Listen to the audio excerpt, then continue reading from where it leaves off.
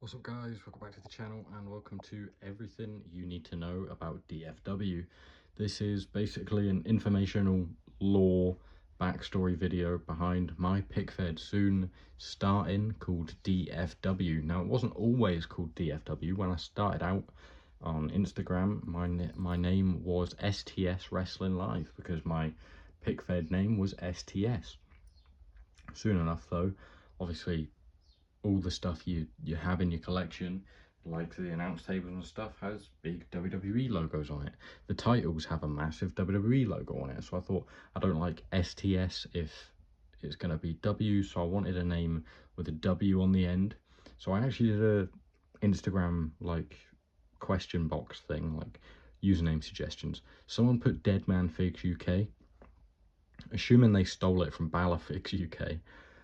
But I thought I like that, so I chose that. So then I was going to be DFW. When I was STS, I think I had a few PIC-FEDs, one that went on for a while. I did like a whole Royal Rumble and everything, and I just set too many time constraints. You know, I was trying to get an episode of Raw out every Monday, an episode of SmackDown out every Friday, and it was shit as well, and I didn't have really any storylines going. It was sort of just this title, open challenge, open challenge, open challenge. That's sort of all it was.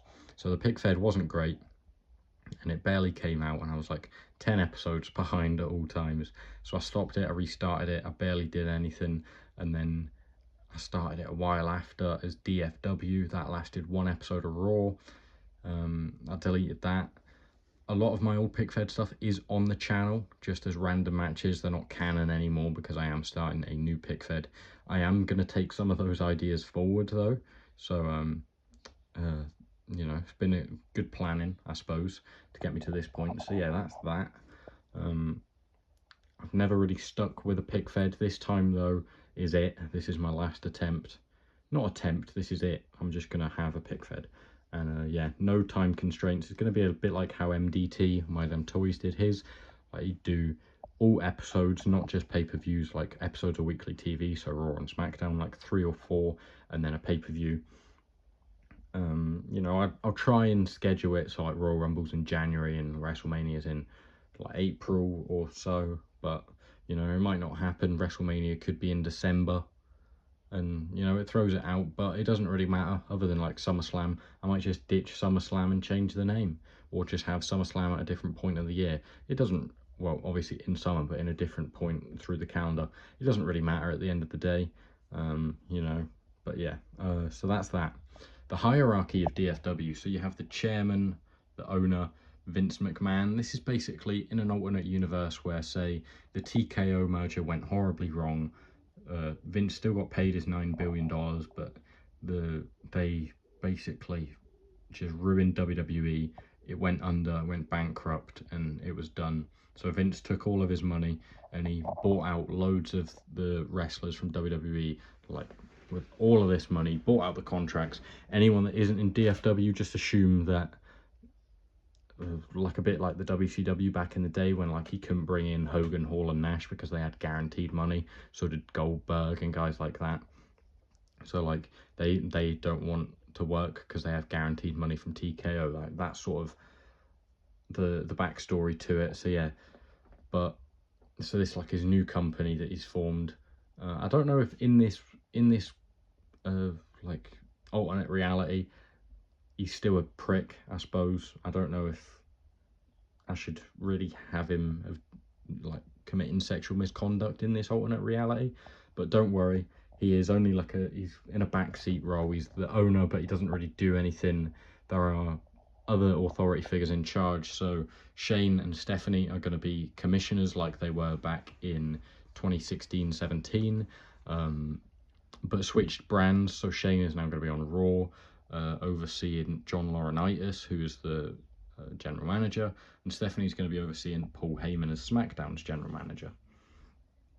So yeah, each brand is going to have a world title, 2 mid-card titles, 1 normal, so IC and US title, then 1 stipulation title, which you will see when it starts more so. I won't give too much away now. Set of tag titles, and then there's also going to be the hardcore title, which can go between each brand for now. So yeah, that's basically all of that sort of stuff. Now on to the more like case-by-case basis things that I'm going to have in my PIC-FED.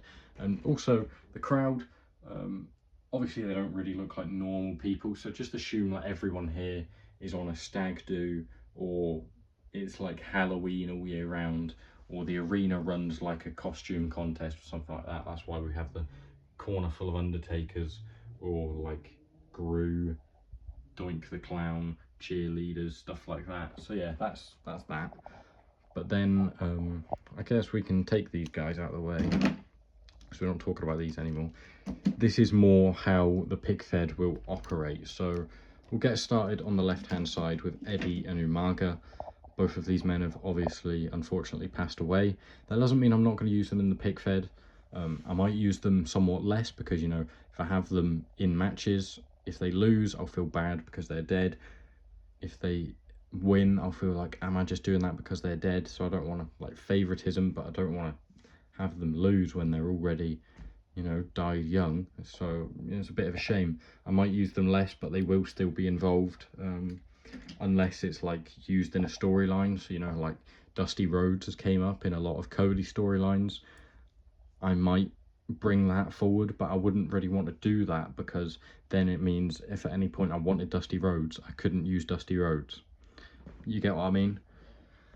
Onto these three dickheads, basically. Jack Gallagher, Velveteen Dream, who's still making noise, and Del Rio, who has somehow got himself a route back to WWE. Controversial figures, obviously all been done for like sexual misconduct and like domestic abuse and, well, paedophilia basically in Velveteen Dream's case. All of these people, I'm not going to not use them. I will job them out, to be honest. Most of these guys are just going to, they're just going to lose. You know, you guys like Chris Benoit and stuff like that, I don't know if I ever use him. Obviously, there's never going to be a Mattel or wrestling, like, actual licensed product of Chris Benoit, so I'd have to commission a custom. I don't know if I'd do that, to be honest. But maybe at some point I would use him. But generally speaking, guys like this, you know, your Austin Aries and other guys like that, probably just going to be jobbing out, you know. Jack Gallagher, most of these guys, they were never going to be anything big in the Fed. Obviously, Velveteen Dream could have been a lot more. He had a lot of potential. You know, John Cena was bigging him up back in like 2020, but he pissed that all down the drain. So fuck you, Velveteen Dream. You're going to be jobbing out in DFW, mate. So yeah, there's that. On to, we'll do tattoos next. So as you can see, Randy Orton is here. He's also here. There's about a 15-year difference between how they look.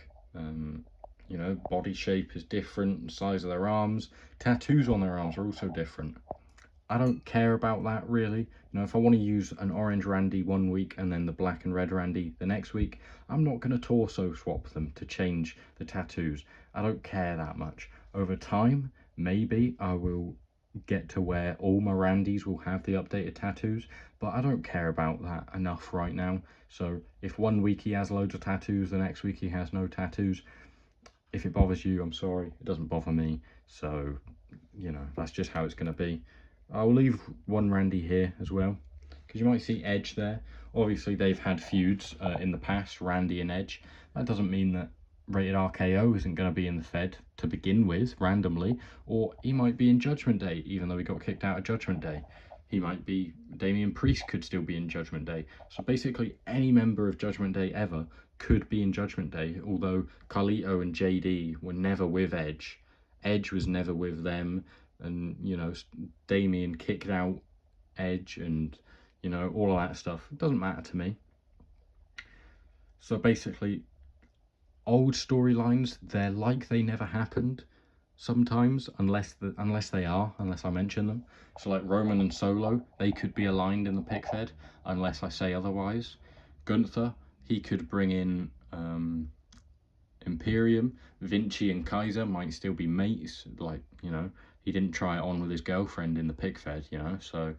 And also, Gunther might not be called Gunther. If I want him to be called Walter, he'll be called Walter. If I want JD McDonough to be called Jordan Devlin, because it's a much better name, I might do that. If I want Solo to be the street champ instead, if I don't want Bron Breakker to be the unpredictable badass, because it's a shit name, then that's how it'll be, you know. What other names are there? I mean, he could be Prince Devitt if I really wanted him to be. Drew McIntyre could be Drew Galloway. LA Knight could be Max Dupree. You know, John Moxley could be Dean Ambrose. Ricochet could be Prince Puma, sorry. So yeah, that's up to me as well. Everyone is basically in their prime as well. So Randy's not, I mean, obviously he is like, what, 48 or something in real life.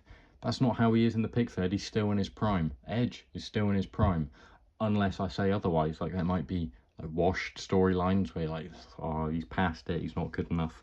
But unless that is the case, just assume they're as good as they possibly can be. And jobbers, they can be great too. I don't care if, you know, Titus O'Neil shows up. He can be the best wrestler you've ever seen because it's my PIC-FED, so I can decide. So, you know, if I want Titus O'Neil to win the world title, he's going to win the world title. I'm not a dickhead like Vince was, who suspended him for telling him to let his daughter go in front of him, you know. So I'm not going to hold that against him. So if I want a jobber to be pushed to the moon, I'm going to do that.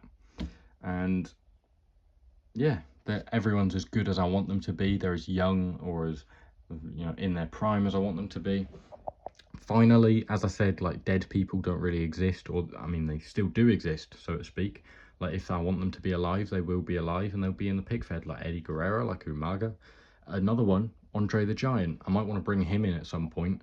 So that means there is no Andre the Giant Memorial Battle Royal, because he will not have died in this universe. So I might still have the Andre the Giant Battle Royal at WrestleMania, or whenever I want it. But it's not going to be a memorial, because he might show up randomly, and then it'd be like, why have we been having a battle royal to honour your death? That'd be weird, wouldn't it? So yeah, that is everything for today's video, for basically just a set of rules for me to follow and adhere to and come back to if I'm not sure about anything. I did do this video a few years ago, because this was when, you know, I did have my rosters all planned out. I had the draft filmed, and I was ready to start filming my my episodes of Raw and SmackDown. And then my crowd backdrop came down, so I got my mum to, well, I commissioned her to do this. So my crowd backdrop is all done. That's not coming off the wall unless, you know, you spray paint over it. But yeah, the arena is all in place. So I've just got a few last people to draft, and then I'm going to be ready to film my draft. Hopefully when this comes out, the draft will be out the next day, which will probably be Monday, because my reaction to Backlash will be going out tomorrow. This will probably go out on Monday, which means, yeah, hopefully Tuesday the draft will go out, and then hopefully the next Monday could be Monday Night Raw. The Friday after could be SmackDown, but obviously there's a lot to do before then, so I'm not sure. But yeah, thank you guys for watching. I hope you've enjoyed. If there is anything I missed, then I did do this video a few years ago, like I just said, and then went on tangent about. So yeah, hopefully I haven't missed anything. I think I've covered everything I want to. If not, then I'll just do a part 2 eventually, at some point, just to add some more rules in. So yeah, thanks for watching, guys. I hope you enjoyed. If you have, please do like the video, subscribe to the channel, and turn your post notifications on, because if you enjoyed me talking about DFW, then you're definitely going to enjoy actual DFW itself, because that is coming very, very soon. Finally, no more empty promises. The PIC-FED is starting soon. Hopefully I'll be able to make my impact on the PIC-FED community. And yeah, thanks for watching. I'll see you next time, hopefully for the draft. Goodbye.